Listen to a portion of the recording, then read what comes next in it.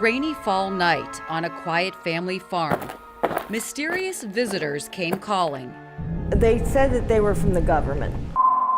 Just like the comic books and movies, says Cleveland author Tanya Derenberger Bowman. And I'm sure you've heard all about the Men in Black. Our mission is to monitor extraterrestrial activity on Earth. Well, they do exist.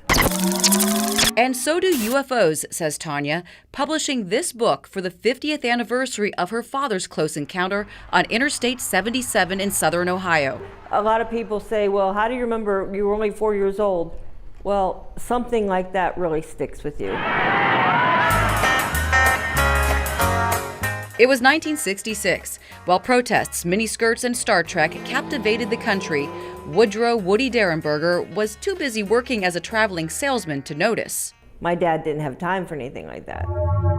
Until returning home November 2nd, terrified and talking about aliens. He looked very, very scared. And I have never seen my father afraid of anything. She says the police and sheriff's department showed up immediately. And then the Men in Black. They told my father not to tell anybody about what happened. And he said, well, I already have. He said, well, they said, well, you need to rescind what you said. That didn't sit well with the retired veteran and church deacon. So instead, he went public. Our guest is Mr. Derenberger. On WTAP radio, he described a large hovering object. What kind of a sound did this make? It was a fluttering noise. It sounded something like... On I-77 just past Marietta, came out of nowhere, he said. It was approximately 30 to 35 feet long. I went partly off of the road onto the berm to try to go around it, but I couldn't get around it. Then a man approached his vehicle.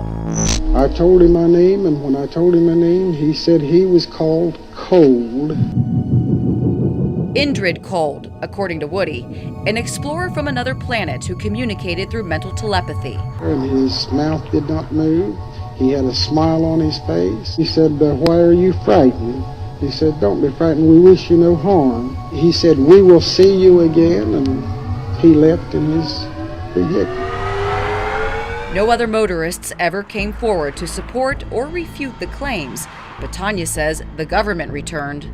We even were invited to Cape Canaveral, and he was, I guess you'd say, interrogated for days on end. Dad got very quiet after that. Official findings were never released, but the case is mentioned in declassified CIA documents. I know that I saw it. It was no figment of imagination. In 1971, Woody published this book, Visitors from Lanulos, which is still sold worldwide.